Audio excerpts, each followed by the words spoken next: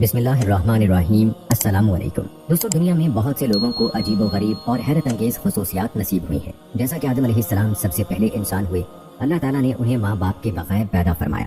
عیسیٰ علیہ السلام بن باپ کے پیدا ہوئے۔ نوح علیہ السلام کو 950 سال کی زندگی ملی۔ ابراہیم علیہ السلام کو آگ میں ڈالا گیا تو آگ انہیں جلا نہ سکی۔ اسماعیل علیہ السلام کے گلے پر چھری چلائی گئی تو چھری گلا نہ کاٹ سکی۔ یونس علیہ السلام کو مچھلی کے پیٹ سے زندہ نکالا۔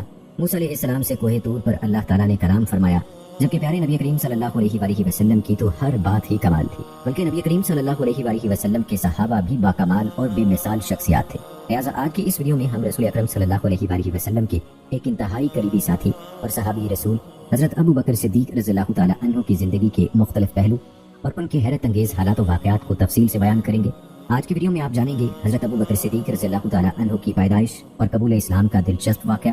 اور دوستو، حضرت ابو بکر صدیق رضی اللہ تعالیٰ عنہ نے تبلیغ اسلام میں کس طرح سے کوششیں کی اور کس طرح دین اسلام کی تبلیغ میں حضرت ابو بکر صدیق رضی اللہ تعالیٰ عنہ نے تکالیف برداشت کی، مشقتیں برداشت کی، اور پھر دین اسلام ہی کے لیے اپنی دولت کو بھی کس طرح سے انہوں نے لوٹایا اور غلاموں کو خرید کر آزاد کیا۔ نبی کریم صلی اللہ علیہ وآلہ وسلم کے لاڈلے ساتھی صدیق اکبر رضی اللہ تعالیٰ عنہ اور نبی کریم صلی اللہ علیہ وآلہ وسلم کے خوبصورت اور دلچسپ واقعات بھی آپ کو سنائیں گے۔ حضرت ابو بکر صدیق رضی اللہ تعالیٰ عنہ کے والد اور ان کی والدہ کا دین اسلام قبول کرنے کا واقعہ بھی آپ کو بتائیں گے۔ آج کی ویڈیو دوستو انتہائی اہم ہونے والی ہے، اس کو آخر تک لازمی دیکھیے گا۔ تو آئیے دوستو آج کی ویڈیو کا باقاعدہ آغاز کرتے ہیں۔ دوستو، پیارے نبی صلی اللہ علیہ وآلہ وسلم کا فرمان ہے کہ اچھی خصلتیں 360 ہیں، اور اللہ جب کسی سے بھلائی کا ارادہ فرماتا ہے تو اس کی ذات میں ایک خصلت پیدا فرما دیتا ہے اور اسی کے سبب اسے جنت میں بھی داخل فرما دیتا ہے۔ یہ سن کر حضرت ابو بکر صدیق رضی اللہ تعالیٰ عنہ نے عرض کیا، یا رسول اللہ صلی اللہ علیہ وآلہ وسلم، کیا میرے اندر بھی ان میں سے کوئی خصلت موجود ہے؟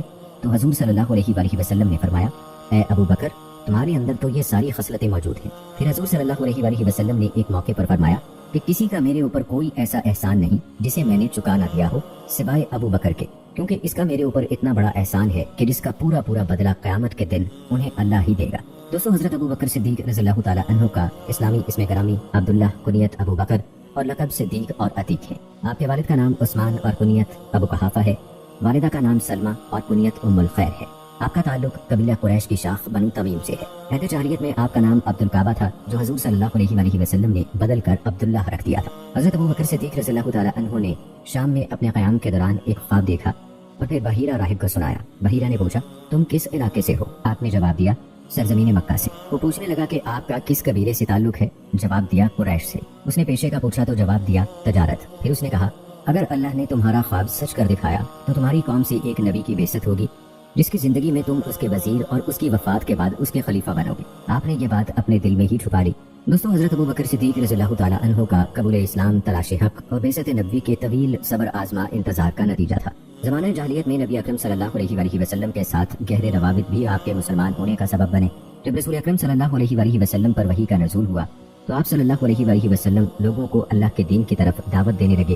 آپ صلی اللہ علیہ وآلہ وسلم نے اس دعوت کے لیے مردوں میں سب سے پہلے حضرت ابو بکر صدیق رضی اللہ تعالیٰ عنہ کا انتخاب فرمایا، کیونکہ آپ صلی اللہ علیہ وآلہ وسلم بعثت سے پہلے ہی اس بات سے بخوبی آگاہ تھے کہ ابو بکر رضی اللہ تعالیٰ عنہ بہترین اخلاق و کردار کے مالک ہیں۔ اسی طرح حضرت ابو بکر صدیق رضی اللہ تعالیٰ عنہ بھی نبی اکرم صلی اللہ علیہ وآلہ وسلم کے صدق و امانت اور خلق عظیم سے اچھی طرح واقف تھے، اور انہیں اس حقیقت کا بخوبی ادراک تھا کہ جو شخص اللہ کی مخلوق کے ساتھ کامل سچائی اور راست بازی کا مظاہرہ کرتا ہے وہ خالق کائنات کی طرف کوئی جھوٹ کیوں کر منسوب کر سکتا ہے۔ نبی اکرم صلی اللہ علیہ وآلہ وسلم نے سیدنا ابو بکر صدیق رضی اللہ تعالیٰ عنہ کو دعوت دین دیتے ہوئے فرمایا، میں اللہ کا رسول اور نبی ہوں، مجھے اللہ تعالیٰ نے اپنا پیغام پہنچانے کے لیے بھیجا ہے، میں تمہیں اللہ کی طرف سچی دعوت دیتا ہوں۔ اللہ کی قسم، یہ دین حق ہے۔ ابو بکر، میں تمہیں اس ذات کی طرف بلاتا ہوں جو وحدہ لا شریک ہے، تم صرف اسی کی عبادت کرو اور اس کی اطاعت پر قائم رہو۔ سیدنا ابو بکر صدیق رضی اللہ تعالیٰ عنہ نے یہ سنتے ہی فوراً دل و جان سے اسلام قبول کر لیا۔ آپ نے رسول اکرم صلی اللہ علیہ وآلہ وسلم کی نصرت و حمایت کا وعدہ کیا اور اس وعدے کی ہمیشہ پاسداری کی۔ اس لیے آپ کے بارے میں رسول اکرم صلی اللہ علیہ وآلہ وسلم کا ارشاد گرامی ہے، اللہ تعالیٰ نے مجھے تمہاری طرف بھیجا، تم نے کہا کہ تو جھوٹ کہتا ہے، جبکہ ابو بکر نے کہا کہ آپ سچ فرماتے ہیں، اور اس نے جان و مال سے میرا ساتھ دیا، تو کیا تم میری خاطر میرے ساتھی کو اذیت دینے سے باز آ سکتے ہو؟ آزاد مردوں میں سے سب سے پہلے اسلام کا شرف پانے والے حضرت ابو بکر صدیق رضی اللہ تعالیٰ عنہ ہی تھے۔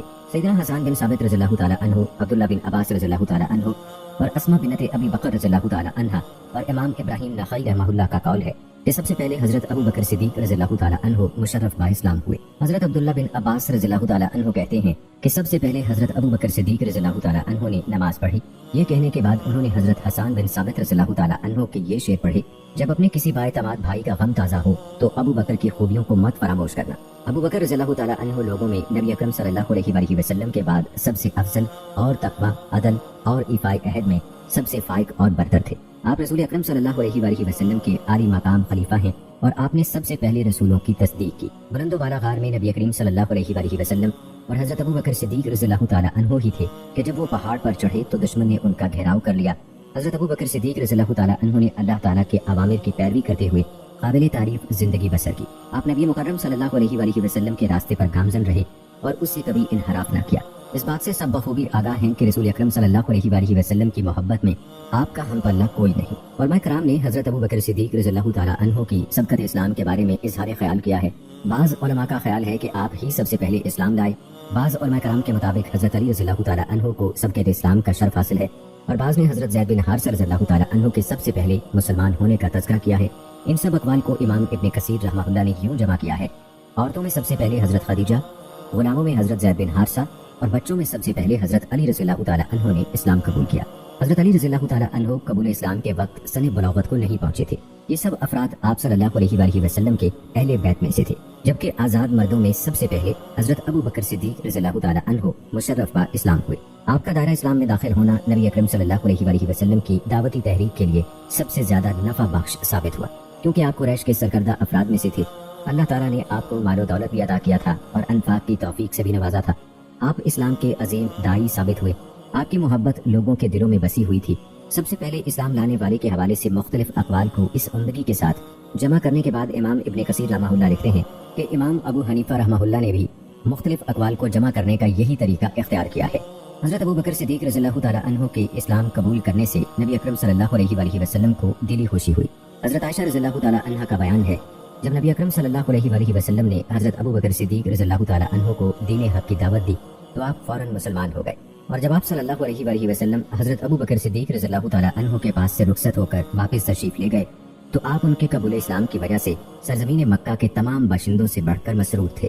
حضرت ابو بکر صدیق رضی اللہ تعالیٰ عنہ نبی کریم صلی اللہ علیہ وآلہ وسلم کے لیے عظیم سرمایہ تھے۔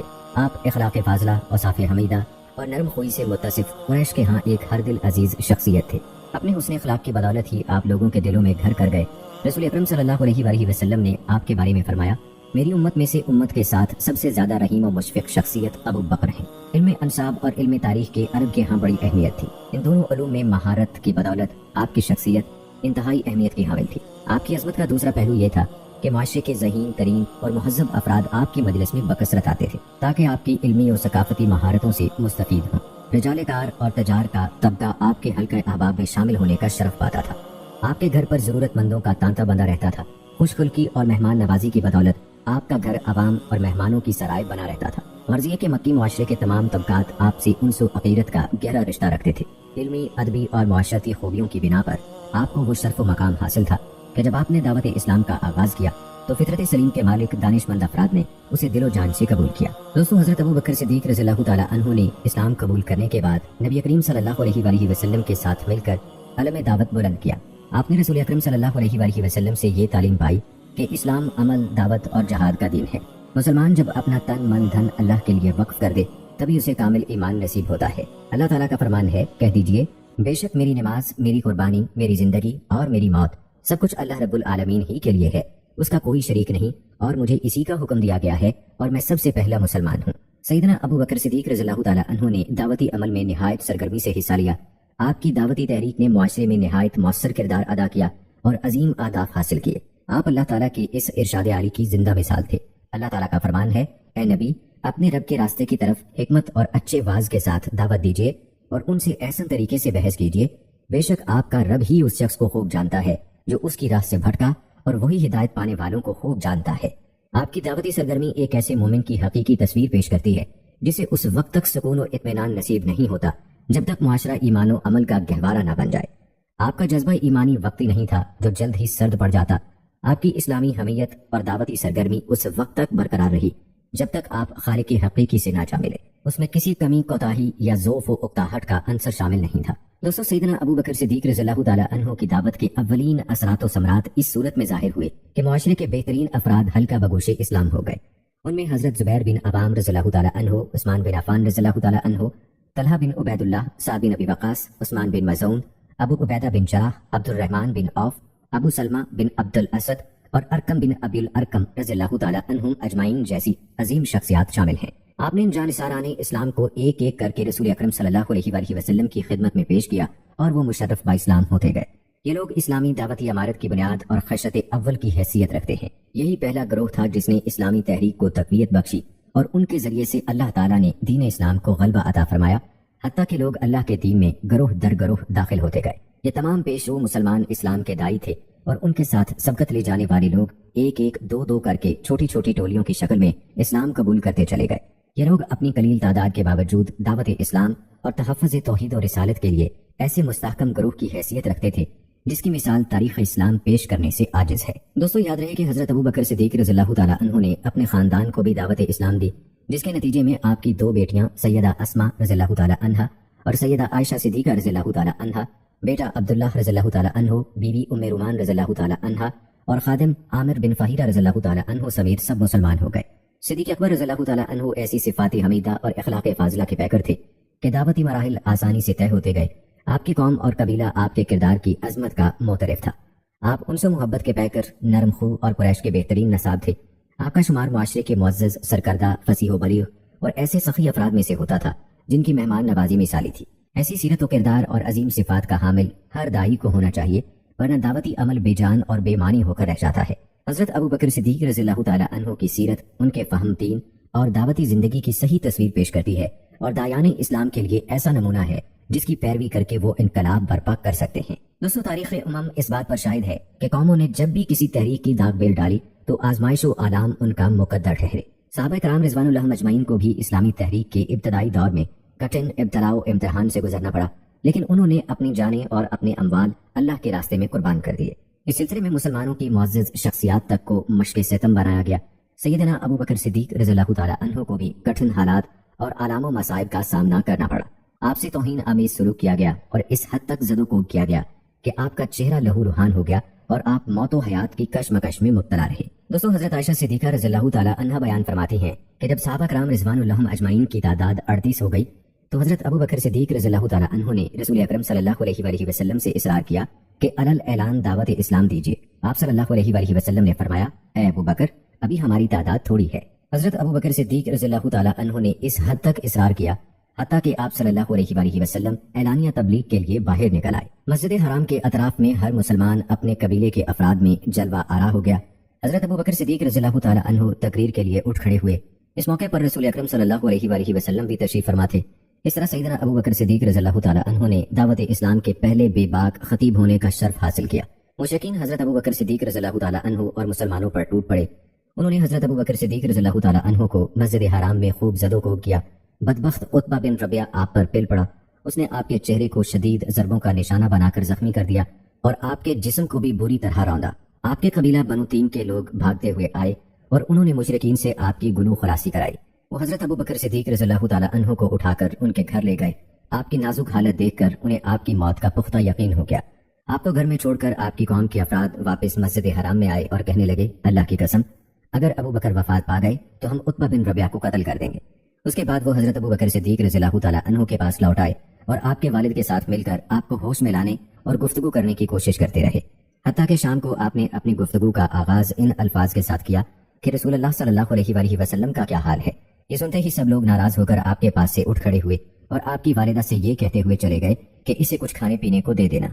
आपकी वालिदा ने अलहदगी में आपसे बात करने की कोशिश की तो उस वक्त भी आपका यही इसरार रहा कि रसूल अकरम सल्लल्लाहु अलैहि वसल्लम का क्या हाल है। उन्होंने जवाब दिया, अल्लाह की कसम, मुझे तुम्हारे साथी के बारे में कुछ इल्म नहीं। हज़रत अबू बकर सिद्दीक़ रज़ियल्लाहु ताला अन्हु ने कहा कि जाओ और उम्मे जमील बिनत खताब से रसूलुल्लाह सल्लल्लाहु अलैहि वसल्लम की खैरियत दरियाफ्त कर आओ। आपकी वालिदा उम्मे जमील के पास आईं और कहने लगी कि अबू बकर तुमसे मोहम्मद बिन अब्दुल्लाह के बारे में पूछते हैं। उम्मे जमील ने कहा कि मैं किसी अबू बकर या मोहम्मद बिन अब्दुल्लाह को नहीं जानती। अगर तुम चाहती हो तो मैं तुम्हारे साथ तुम्हारे बेटे के पास चलती हूँ। आपकी वालिदा उन्हें साथ लेकर हज़रत अबू बकर सिद्दीक़ रज़ियल्लाहु ताला अन्हु के पास पहुंची।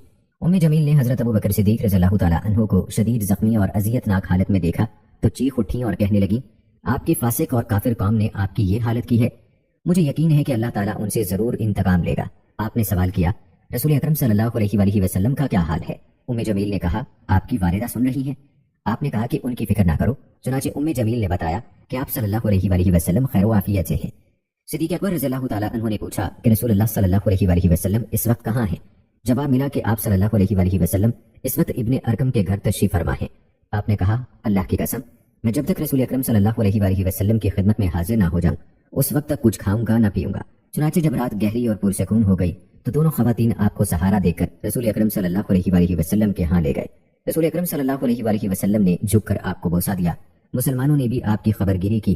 آپ کی حالت دیکھ کر نبی کریم صلی اللہ علیہ وآلہ وسلم پر شدید رقت طاری ہو گئی۔ حضرت ابو بکر صدیق رضی اللہ تعالیٰ عنہ کہنے لگے، اللہ کے رسول، آپ پر میرے ماں باپ قربان ہوں، مجھے زیادہ تکلیف نہیں ماسوا چہرے کے جس کو اس بدبخت یعنی عتبہ بن ربیہ نے گزن پہنچایا ہے۔ یہ میری مشفق و مہربان والدہ ہیں اور آپ خیر و برکت کا منبع ہیں۔ اللہ سے دعا فرما کر میری والدہ کو اسلام کی دعوت دیجیے، ہو سکتا ہے اللہ تعالیٰ انہیں بھی جہنم کی آگ سے محفوظ فرما لے۔ آپ صلی اللہ علیہ وآلہ وسلم نے ان کے لیے دعا کی اور اسلام کی دعوت دی، جس کے نتیجے میں وہ اسی وقت مسلمان ہو گئے۔ حضرت ابو بکر صدیق رضی اللہ تعالیٰ عنہ تلاش حق میں سرگرداں رہتے تھے۔ آپ کی زندگی کا مرکز و محور ایسے دین کی جستجو تھی جو فطرت سلیم اور عقل و بصیرت کے تقاضوں پر پورا اترتا ہو۔ تجارت پیشہ ہونے کی وجہ سے جزیرہ نما عرب کے مختلف علاقوں میں آپ کی آمد و رفت جاری رہتی تھی۔ جاہلیت میں مختلف ادیان و مذاہب خصوصاً عیسائیت کے ساتھ آپ کا گہرا تعلق رہا۔ توحید کے علمبردار اور سچے دین کے متلاشی گروہ کے ساتھ آپ کو انتہائی وابستگی تھی۔ حضرت ابو بکر رضی اللہ تعالیٰ عنہ فرماتے ہیں کہ ایک دن میں اور زید بن عمر بن نفیل کعبہ کے صحن میں بیٹھے ہوئے تھے کہ وہاں سے امیہ بن ابی سلت کا گزر ہوا۔ اس نے زید بن عمر سے پوچھا، اے بھلائی کے طالب، صبح کیسے کی؟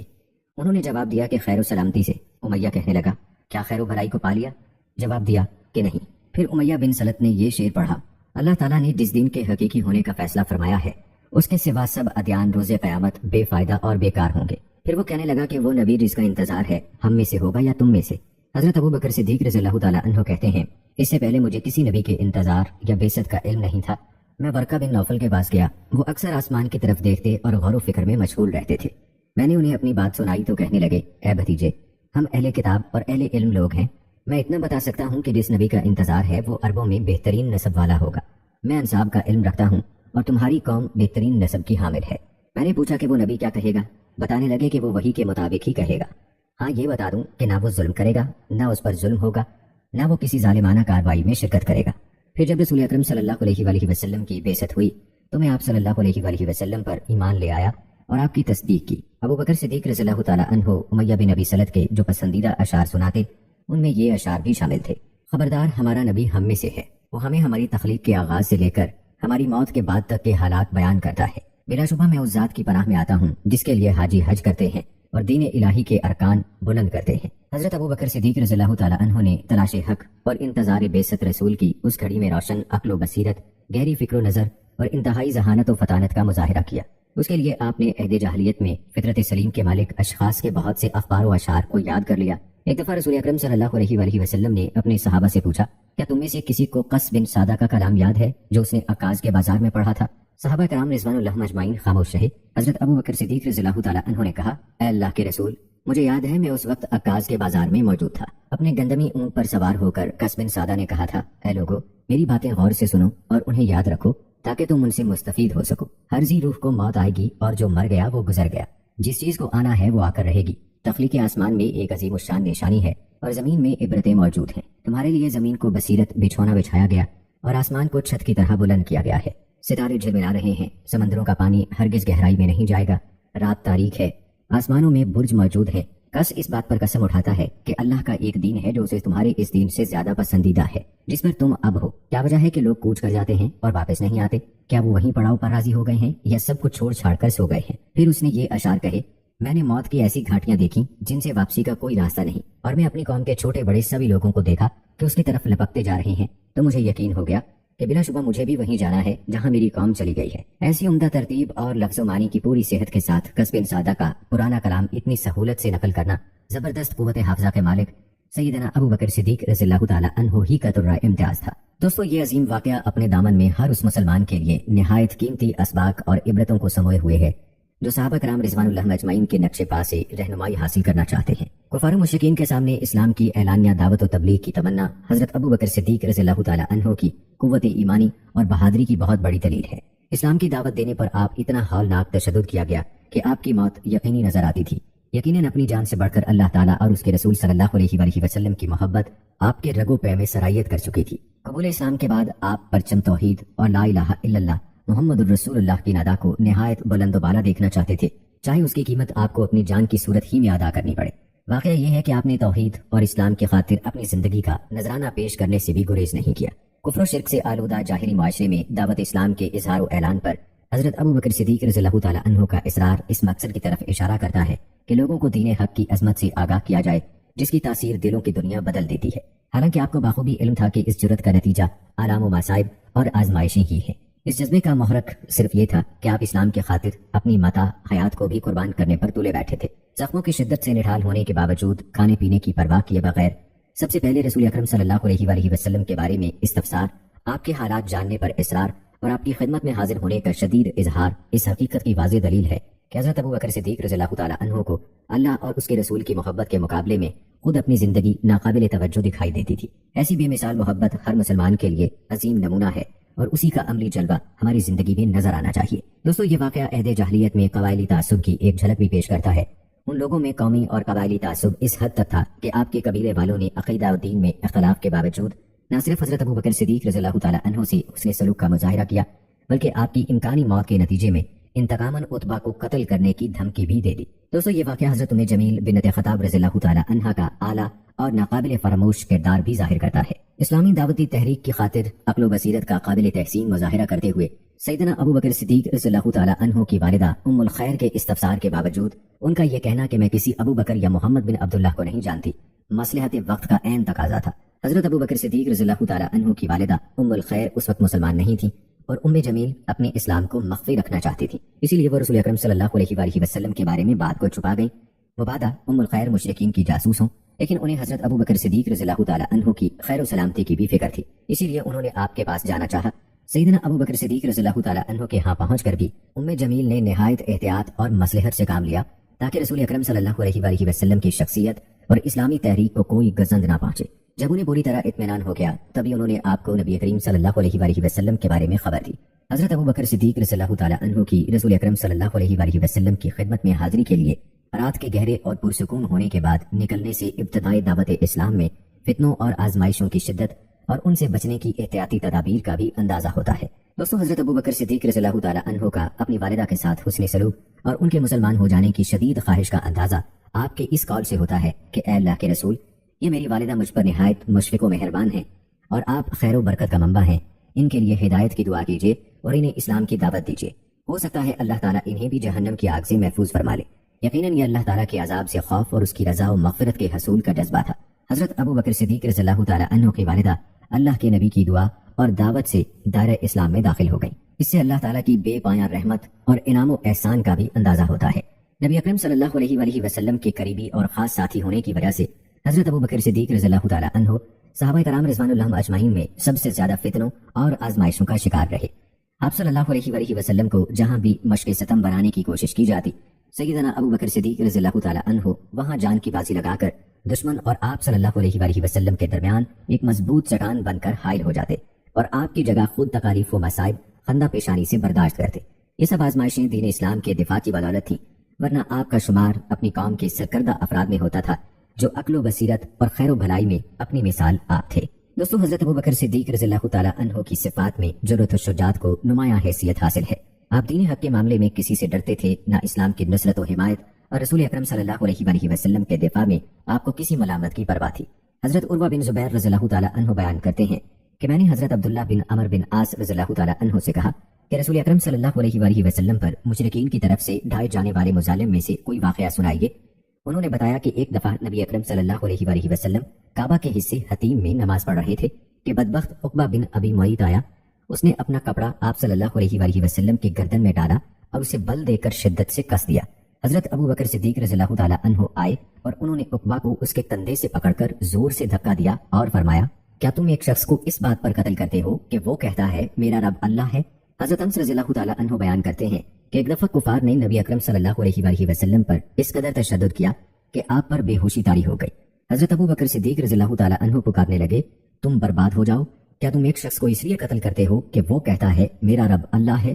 حضرت اسماء رضی اللہ تعالیٰ عنہ کی روایت میں ہے کہ ایک دفعہ ابو بکر صدیق رضی اللہ تعالیٰ عنہ کو کسی نے چلا کر کہا اپنے ساتھی کو بچاؤ، چنانچہ آپ ہمارے پاس اٹھ کر چل دیے۔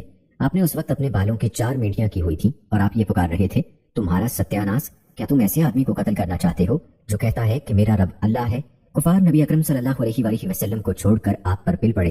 حضرت ابو بکر صدیق رضی اللہ تعالیٰ عنہ جب ہمارے پاس گھر واپس آئے تو ان کی حالت یہ تھی کہ جہاں سے بھی آپ کی کسی مینڈی کو چھوا جاتا وہاں سے بال جھڑ کر ہاتھ میں آ جاتے تھے۔ دوستو، ایک دفعہ حضرت علی رضی اللہ تعالیٰ عنہ نے ایک خطبہ دیتے ہوئے لوگوں سے پوچھا، سب سے زیادہ بہادر کون ہے؟ لوگوں نے جواب دیا، امیر المومنین، آپ ہی سب سے زیادہ بہادر ہیں۔ حضرت علی رضی اللہ تعالیٰ عنہ نے فرمایا، مجھے تو جب کسی نے دعوت مبارزت دی تبھی میں نے اس سے مقابلہ کیا، لیکن حضرت ابو بکر صدیق رضی اللہ تعالیٰ عنہ بہادری میں بھی سب سے آگے تھے۔ ہم نے ایک غزوے میں نبی اکرم صلی اللہ علیہ وآلہ وسلم کے لیے خیمہ نصب کیا۔ ہم نے کہا رسول اکرم صلی اللہ علیہ وآلہ وسلم کی حفاظت کون کرے گا تاکہ مشرکین میں سے کوئی آپ پر حملے کی جرأت نہ کر سکے؟ اللہ کی قسم، صرف ابو بکر صدیق رضی اللہ تعالیٰ عنہ ہی تھے جو اپنی تلوار لہراتے ہوئے آگے بڑھے۔ جو بھی رسول اللہ صلی اللہ علیہ وآلہ وسلم کی طرف لپکتا ابو بکر اسی پر پیل پڑتے۔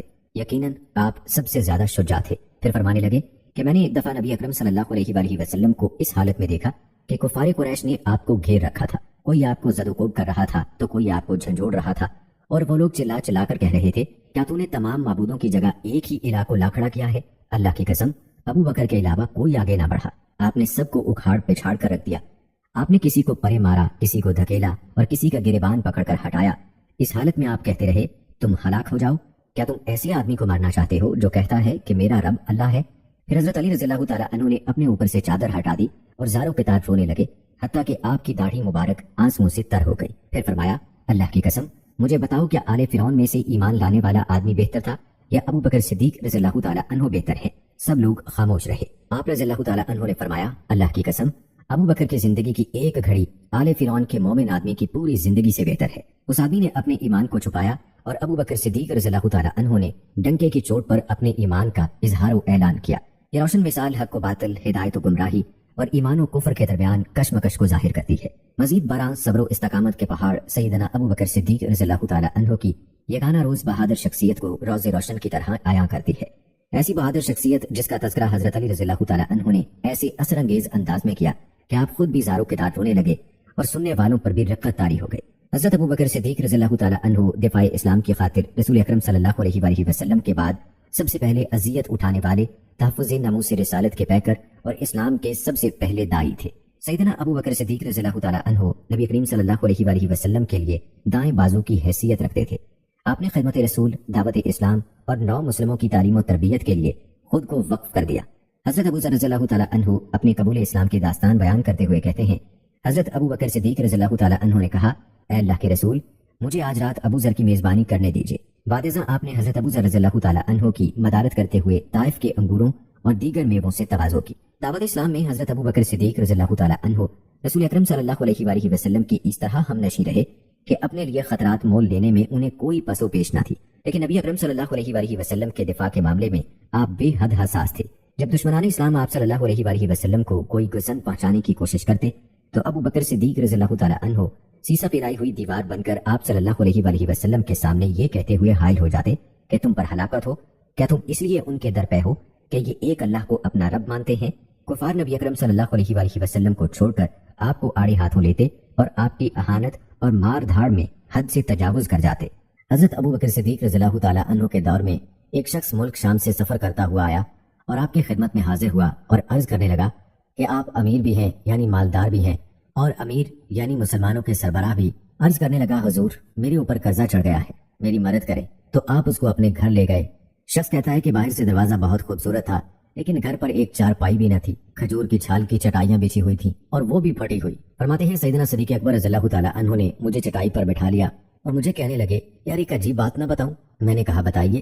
تو عرض کرنے لگے، 3 دن سے میں نے ایک اناج کا دانہ بھی نہیں کھایا، کھجور پر گزارا کر لیتا ہوں، آج کل میرے حالات کچھ ٹھیک نہیں ہیں۔ تو شخص کہنے لگا، حضور میں اب پھر کیا کروں، میں تو بہت دور سے امید لگا کر آیا تھا۔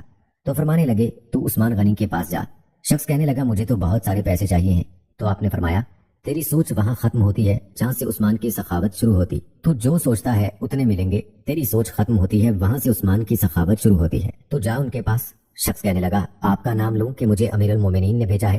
تو فرمانے لگے اس کی ضرورت ہی نہیں پڑے گی، صرف اتنا بتانا کہ میں مقروض ہوں اور رسول اللہ صلی اللہ علیہ وآلہ وسلم کا نوکر ہوں. وہ شخص کہنے لگا کہ وہ دلیل حوالہ مانگیں گے.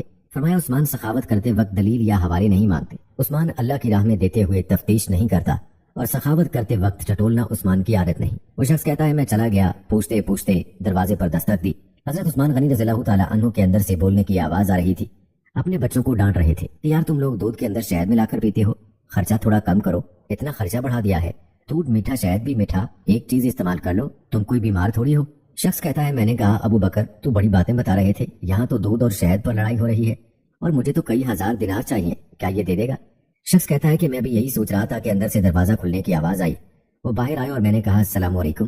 انہوں نے سلام کا جواب دیا اور وہ سمجھ گئے کہ میں مسلمان ہوں اور مخاطب ہو کر کہنے لگے معاف کرنا، بچوں کو ذرا ایک بات سمجھنی تھی، آنے میں دیر ہو گئی. ان کا پہلا جملہ ان کے بڑے پن کا مظاہرہ کر رہا تھا. پھر دروازہ کھولا اور مجھے انہوں نے گھر بٹھایا اور میرے لیے جو پہلی چیز پیش کی گئی وہ دودھ میں شہد ڈال کر دیا گیا اور پھر کھجور کا حلوہ پیش کیا.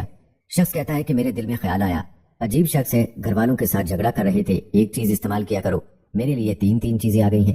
لیکن ابھی میرا تصور جمع نہیں تھا. میں نے دل میں خیال کیا اتنا تگڑا نہیں جتنا ابو بکر صدیق رضی اللہ تعالیٰ عنہ نے بتایا ہے. وہ شخص کہتا ہے کہ کھانے پلانے کے بعد پوچھنے لگے کیسے آئے ہو؟ میں نے کہا میں مسلمان ہوں اور ملک شام کے گاؤں کا رہنے والا ہوں اور کچھ کاروباری مشکلات آئی تو مقروض ہو گیا ہوں اور میرے اوپر قرضہ ہے اور مجھے کچھ پیسوں کی حاجت ہے.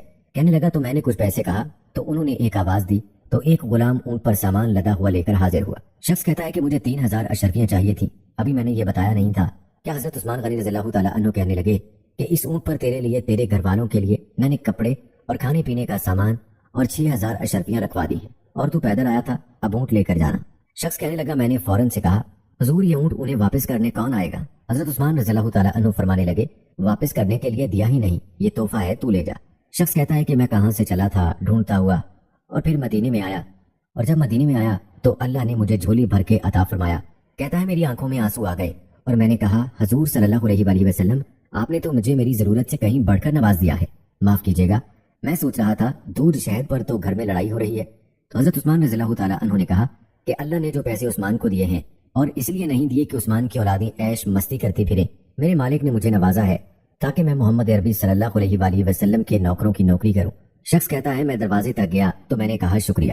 کہتا ہے ابھی میں نے بتایا نہیں تھا کہ مجھے ابو بکر صدیق رضی اللہ تعالیٰ عنہ نے بھیجا ہے کہ آپ فرمانے لگے کہ شکریہ ابو بکر صدیق کا ادا کرنا جس نے تجھے یہ راستہ دکھایا ہے. شخص کہتا ہے کہ میں نے کہا حضور آپ کو تو میں نے بتایا ہی نہیں کہ مجھے تو فوراً آپ رضی اللہ تعالیٰ عنہ مسکرا کر فرمانے لگے چھوڑو آپ کا کام ہو گیا، اس تفصیلات میں نہ پڑو. سبحان اللہ، یہ شان ہے خدمتگاروں کی، سرکار کا عالم کیا ہوگا. یقین کیجیے امت مسلمہ اس بات پر متفق ہے کہ انبیاء و مرسلین علیہ السلام کے بعد تمام انسانیت میں سب سے افضل و اشرف ذات خلیفہ اول سیدنا ابو بکر صدیق رضی اللہ تعالیٰ عنہ کی ہے. آپ کے فضائل مناقب کے بیان کے لیے سمندر جیسا علم اور پہاڑوں جیسا فضل درکار ہے، مگر یہ بات آپ کے شرف کے لیے کافی ہے کہ رسول اللہ صلی اللہ علیہ وآلہ وسلم کی حیات طیبہ میں جو شخصیت اسلام کی خدمت میں سب سے زیادہ پیش رہی، جس کی جان مال اور خاندان نے سب سے زیادہ نبی رحمت عالم صلی اللہ علیہ وآلہ وسلم کو نفع پہنچایا، وہ آپ ہی کی ذات گرامی ہے. آپ کی ذات شرافت و نجات اور اسلام میں آپ کے مرتبہ و کمال سے ہر معمولی علم رکھنے والا مسلمان بھی بخوبی واقف ہے. اسلام سے پہلے بھی بت پرستی اور شراب نوشی سے اجتناب، سب سے پہلے قبول اسلام کا شرف واقعہ ہجرت میں آپ صلی اللہ علیہ وآلہ وسلم کی ہمراہی ہر رائے میں حضور صلی اللہ علیہ وآلہ وسلم کے ساتھ فطری اتفاق و اتحاد، مصلی رسول پر آپ صلی اللہ علیہ وآلہ وسلم کی حیات طیبہ میں 17 نمازوں کی امامت، خلافت بلا فصل کا مرتبہ، مرتدین منکرین زکوٰۃ کے ساتھ قتال اور قرآن پاک کو جمع کرنے کا ایسے اعزازات ہیں جن کو مسلمانوں کا بچہ بچہ جانتا ہے. حضرت انس بن مالک رضی اللہ تعالیٰ عنہ سے روایت ہے کہ نبی کریم صلی اللہ علیہ وآلہ وسلم مہاجرین و انصار صحابہ کرام رضوان اللہ اجمعین کی مجلس میں تشریف لایا کرتے تھے. بیٹھے ہوتے اور ان میں حضرت ابو بکر صدیق رضی اللہ تعالیٰ عنہ اور حضرت عمر رضی اللہ تعالیٰ عنہ بھی موجود ہوتے. ان صحابہ کرام رضی اللہ تعالیٰ عنہ میں سے کوئی بھی آپ صلی اللہ علیہ وآلہ وسلم کی طرف نظریں اٹھا کر نہیں دیکھتا تھا سوائے حضرت ابو بکر رضی اللہ تعالیٰ عنہ اور حضرت عمر رضی اللہ تعالیٰ عنہ کے. بس یہ دونوں حضور صلی اللہ علیہ وآلہ وسلم کی طرف دیکھا کرتے تھے اور حضور نبی اکرم صلی اللہ علیہ وآلہ وسلم ان دونوں کی طرف دیکھا کرتے. وہ دونوں آپ صلی اللہ علیہ وآلہ وسلم کی طرف دیکھ کر مسکراتے تھے اور آپ صلی اللہ علیہ وآلہ وسلم ان دونوں کی طرف دیکھ کر تبسم فرمایا کرتے تھے. دوستو، دعوت اسلام کے پھیلتے ہی رسول اکرم صلی اللہ علیہ وآلہ وسلم اور صحابہ کرام کو کفار قریش کی طرف سے انتہائی تکلیفوں اور آزمائشوں کا سامنا کرنا پڑا. خاص طور پر ضعیف مسلمانوں کو ان کے عقیدہ و دین سے برگشتہ کرنے، انہیں دوسروں کے لیے نمونہ عبرت بنانے اور اپنے غیظ و غضب کی آگ ٹھنڈی کرنے کے لیے کفار نے ہر طرح کے ہتھ کنڈے استعمال کیے۔ حضرت بلال رضی اللہ تعالیٰ عنہ بھی ان افراد میں سے ایک تھے جنہیں اسلام کی خاطر اذیت ناک مراحل سے گزرنا پڑا۔ ان کے دفاع کے لیے ان کا کوئی قبیلہ یا سہارا نہ تھا۔ ایسے انسان کی جاہلی معاشرے میں کوئی قدر و قیمت نہ تھی۔ روزگاری زندگی میں ان کا صرف یہی کردار تھا کہ آقا کی خدمت و اطاعت شعاری میں دن رات وقف رہیں اور جانوروں کی طرح بکاؤ مال کی حیثیت سے زندگی گزارے۔ ایسے لوگوں کو آزادی فکر دینا عہد جاہلیت میں انتہائی گھناؤنا جرم تصور کیا جاتا تھا، لیکن ایک ایسی دعوتی تحریک جس نے غلامی کے شکار دل و دماغ پر صبح آزادی کی دستک دی اور جس کی بدولت معاشرے کے مظلوم طبقے نے اپنے آقاؤں اور آباؤ اجداد کے خود ساختہ رسوم و رواج اپنے پاؤں تلے راؤند ڈالے، یہی دعوت حضرت بلال رضی اللہ تعالیٰ عنہ جیسے بے قیمت غلام کے دل میں جاگوزی ہوئی اور انہیں بحر ظلمات سے نکال کر ایک روشن ستارہ بن گئے۔ نبی اکرم صلی اللہ علیہ وآلہ وسلم کے جانثار حضرت بلال رضی اللہ تعالیٰ عنہ کے دل میں جب ایمان کے شگوفے پھوٹے تو اس کا علم ان کے آقا امیہ بن خلف کو بھی ہو گیا۔ اس نے حضرت بلال رضی اللہ تعالیٰ عنہ کو کبھی دھمکا کر اور کبھی حرص و طمع کا سبز باغ دکھا کر اسلام سے برگشتہ کرنے کی کوشش کی، لیکن حضرت بلال رضی اللہ تعالیٰ عنہ کے عزم و استقلال میں مزید اضافہ ہوتا چلا گیا۔ بدبخت امیہ نے غیظ و غضب سے دوچار ہو کر آپ کو دردناک سزائیں دینے کی ٹھان لی۔ چنانچہ ایک دن اور ایک رات بھوکا پیاسا رکھنے کے بعد وہ دوپہر کے وقت سخت گرمی کے عالم میں آپ کو صحرا میں لے گیا۔ تپتی ہوئی سخت گرم ریت پر آپ کو پشت کے بل لٹا کر اس نے آپ کے سینے پر ایک بھاری پتھر رکھوا دیا، پھر کہنے لگا تمہیں ہمیشہ اسی حالت میں رکھا جائے گا حتیٰ کہ تم مر جاؤ یا محمد کا انکار کر کے دوبارہ لات اور عزا کی پرستش کر دو۔ لیکن صبر و عزیمت کے پہاڑ حضرت بلال رضی اللہ تعالیٰ عنہ کی زبان سے صرف ایک ہی صدا سنائی دیتی تھی، احد احد، یعنی اللہ ایک ہے، اللہ ایک ہے۔ عرصے تک امیہ حضرت بلال رضی اللہ تعالیٰ عنہ کو اسی ظالمانہ طریقے سے سزائیں دیتا رہا۔ حضرت ابو بکر صدیق رضی اللہ تعالیٰ عنہ ایک دن امیہ کے پاس اس وقت پہنچے جب وہ حضرت بلال رضی اللہ تعالیٰ عنہ کو اذیت دے رہا تھا۔ آپ نے امیہ سے کہا اس بیچارے غریب کو اذیت دیتے ہوئے تمہیں اللہ کا خوف نہیں آتا؟ آخر کب تک اسی عذاب میں مبتلا رکھو گے؟ امیہ نے جواب دیا کہ تم ہی لوگوں نے اسے خراب کیا ہے، اگر تمہیں اس کا اتنا ہی احساس ہے تو اسے اس مصیبت سے آزاد کرا لو۔ حضرت ابو بکر صدیق رضی اللہ تعالیٰ عنہ نے فرمایا ٹھیک ہے، میرے پاس تیرے دین پر قائم ایک سیاہ غلام ہے جو اس سے زیادہ طاقتور اور قوی ہے، اس کے بدلے اسے لے لو۔ جب یہ سودا طے پا گیا تو آپ نے حضرت بلال رضی اللہ تعالیٰ عنہ کو امیہ کی غلامی سے چھڑا کر آزاد کر دیا۔ ایک روایت کے مطابق حضرت ابو بکر صدیق رضی اللہ تعالیٰ عنہ نے 7 یا 40 اوقیہ سونا دے کر حضرت بلال رضی اللہ تعالیٰ عنہ کو آزاد کرایا۔ حضرت بلال رضی اللہ تعالیٰ عنہ صبر و استقامت کے پہاڑ، مخلص دل کے مالک اور اسلام کے سچے پیکر تھے۔ آپ دردناک سزاؤں کے مقابلے میں سراپا استقامت رہے۔ آپ کا صبر و ثبات ہی کفار کے لیے غیظ و غضب کا باعث تھا۔ کفار کے ستم کا شکار ہو کر بھی آپ کی زبان پر کلمہ توحید جاری رہا۔ دین حق پر استقامت کی قیمت آپ کو اپنی جان کا نذرانہ پیش کر کے بھی چکانی پڑتی تو بھی آپ کو اس کی پرواہ نہیں تھی۔ امتحان و آزمائش کے بعد اللہ تعالیٰ آسائش و آرام کی نعمت سے بہرہ مند فرماتے ہیں۔ حضرت بلال رضی اللہ تعالیٰ عنہ نے اس اذیت ناک ماحول اور غلامی کی زنجیروں سے آزادی پا کر باقی ماندہ زندگی رسول اکرم صلی اللہ علیہ وآلہ وسلم کی خدمت کے لیے وقف کر دی۔ نبی اکرم صلی اللہ علیہ وآلہ وسلم نے جب اس دنیا کو خیر باد کہا تو آپ صلی اللہ علیہ وآلہ وسلم حضرت بلال رضی اللہ تعالیٰ عنہ سے راضی تھے۔ دوستو، اذیت سے 2-4 مسلمان قیدیوں کی رہائی حضرت ابو بکر صدیق رضی اللہ تعالیٰ عنہ کا مقصد حیات اور اسلام کا عظیم منہج قرار پائی۔ آپ نے اسلام کو مال اور افراد کے ذریعے سے تقویت بہم پہنچائی۔ جن مسلمان قیدیوں کو آپ نے سیدنا بلال رضی اللہ تعالیٰ عنہ کے علاوہ اپنے مال سے رہائی دلوائی ان میں عامر بن فہیرہ رضی اللہ تعالیٰ عنہ کا نام بھی شامل ہے۔ انہوں نے غزوہ بدر اور احد میں شرکت کی اور مارکہ بئر معونہ میں شہادت پائی۔ اسی طرح ابیس رضی اللہ تعالیٰ عنہ ہیں۔ یہ قریظ بن ربیعہ بن حبیب ابن عبد الشمس کی بیوی تھیں۔ زبیر بن بکار کہتے ہیں کہ ان کا تعلق بنو تیم بن مرہ سے تھا۔ یہ سابقون والاولون میں سے تھیں۔ بلازری نے لکھا ہے کہ یہ بنو زہرہ کی لونڈی تھی اور اسود بن عبد یاغوس انہیں تکلیفیں پہنچاتا تھا۔ ہانی نے کہا کہ جن 7 افراد کو ابو بکر صدیق رضی اللہ تعالیٰ عنہ نے آزادی دلائی ان میں ابیس رضی اللہ تعالیٰ عنہ بھی ہیں۔ اس کے علاوہ حضرت زنیرہ رضی اللہ تعالیٰ عنہ، اتفاق سے آزادی کے وقت ان کی بصارت متاثر ہوئی تو قریش نے کہا کہ لات اور عزا نے اس کی بصارت چھین لی ہے۔ حضرت زنیرہ رضی اللہ تعالیٰ عنہ نے کہا رب کعبہ کی قسم، یہ لوگ جھوٹے ہیں، لات اور عزا کسی نفع نقصان کے مالک نہیں، اللہ تعالیٰ نے ان کی کھوئی ہوئی بصارت لوٹا دی۔ اس کے علاوہ ایک اور صحابیہ تھی نہدیہ اور اس کی بیٹی، یہ دونوں بنو عبدالدار قبیلے کی ایک عورت کی لونڈیاں تھیں۔ ان کی مالکہ نے انہیں آٹا پیسنے کا کام سونپا۔ اس دوران وہ کہہ رہی تھی اللہ کی قسم میں تمہیں کبھی آزاد نہیں کروں گی۔ حضرت ابو بکر صدیق رضی اللہ تعالیٰ عنہ نے وہاں سے گزرتے ہوئے اس کی یہ گفتگو سن لی۔ آپ نے فرمایا اے عورت، اپنی قسم کو چھوڑ اور انہیں آزاد کر دے۔ وہ کہنے لگی تمہیں نے انہیں خراب کیا ہے، اب انہیں آزاد کیوں نہیں کرا لیتے؟ حضرت ابو بکر صدیق رضی اللہ تعالیٰ عنہ نے اس کی منہ مانگی قیمت ادا کر کے انہیں آزاد کرا لیا۔ آپ نے ان دونوں سے کہا کہ اس کا آٹا اسے واپس کر دو۔ انہوں نے کہا اے ابو بکر، کیوں نہ ہم اس کا کام پایا تکمیل تک پہنچا دیں؟ آپ نے فرمایا اگر تم ایسا کرنا چاہتی ہو تو تمہاری مرضی ہے۔ اس واقعے سے تمام انسانوں کے درمیان مساوات کا عمدہ درس ملتا ہے۔ طبقاتی فرق کے باوجود ان دونوں عورتوں نے حضرت ابوبکر صدیق رضی اللہ تعالی عنہ کو مساویانہ طرز پر ان کا نام لے کر مخاطب کیا، انہیں سردار یا آقا کے نام سے نہیں پکارا، اور آپ کو بھی اس پر کوئی اعتراض نہ ہوا، حالانکہ آپ شرف و عظمت کے مالک اور انہیں نعمت آزادی سے ہمکنار کرنے والے تھے۔ اس واقعے سے اس امر کا بھی اندازہ ہوتا ہے کہ اسلام کی بدولت وہ لونڈیاں کس قدر عظیم اخلاق کی مالک تھیں۔ اگر وہ چاہتی تو آزادی کے بعد اپنی مالکہ کا کام ادھورا چھوڑ دیتی اور آٹے کو اسی حالت میں رہنے دیتی جو ہوا کی نظر ہو کر ضائع ہو جاتا یا پرندوں اور حیوانوں کی غذا بن جاتا، لیکن یہ ان کا حسن اخلاق تھا کہ انہوں نے آزادی پانے کے بعد بھی اپنی سابقہ مالکہ کا کام پورا کر دیا۔ اسی طرح دوستو، بنو مومل قبیلے کی ایک مسلمان لونڈی کا واقعہ بھی شامل ہے۔ حضرت ابوبکر صدیق رضی اللہ تعالی عنہ ایک دفعہ بنو مومل قبیلے کی ایک مسلمان لونڈی کے پاس سے گزرے جس کو عمر بن خطاب رضی اللہ تعالی عنہ، جو کہ ابھی مسلمان نہیں ہوئے تھے، اذیت دے رہے تھے تاکہ وہ اسلام سے برگشتہ ہو جائے۔ جب عمر بن خطاب اس کو مار مار کر تھک گئے تو کہنے لگے، میں نے تمہیں تھکن اور رکتاہٹ کی وجہ سے مارنا چھوڑا ہے۔ وہ لونڈی کہنے لگی، اللہ تعالیٰ ہی نے تمہیں اس حالت میں مبتلا کیا ہے۔ حضرت ابوبکر صدیق رضی اللہ تعالی عنہ نے اسے خرید کر آزاد کر دیا۔